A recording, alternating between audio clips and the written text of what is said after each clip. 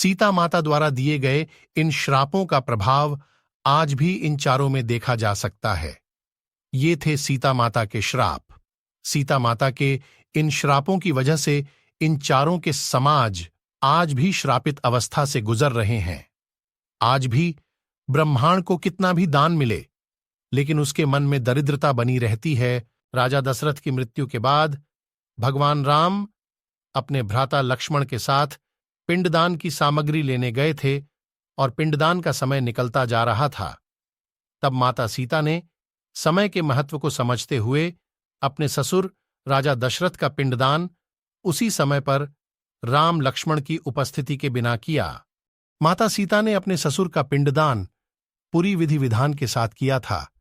जब भगवान राम लौट कर आए और पिंडदान के विषय में पूछा, तब माता सीता ने राजा दशरथ का पिंडदान समय पर करने की बात कही और वहां पिंडदान के समय उपस्थित साक्षी पंडित, गाय, कौवा और फल्गु नदी को पूछने के लिए कहा।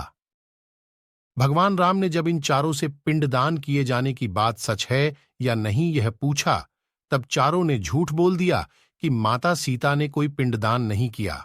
ये सुनकर माता सीता ने इन चारों को झूठ बोलने की सजा देते हुए आजीवन श्रापित कर दिया। पंडित को श्राप दिया कि सारे पंडित समाज को श्राप मिला कि पंडित को कितना भी मिलेगा उसकी दरिद्रता हमेशा बनी रहेगी। फाल्गु नदी के लिए श्राप था, कितना भी पानी गिरे लेकिन नदी ऊपर से सूखी ही रहोगी। नदी के ऊपर कभी पानी का बहाव नहीं होगा। कौवे को कहा, अकेले खाने से कभी पेट नहीं भरेगा और आकस्मिक मौत मरेगा। गाय को यह कहकर श्रापित किया, हर घर में पूजा होने के बाद भी तुमको लोगों का जूठन खाना पीना पड़ेगा। सीता माता द्वारा दिए गए इन श्रापों का प्रभाव आज भी इन चारों में देखा जा सकता है।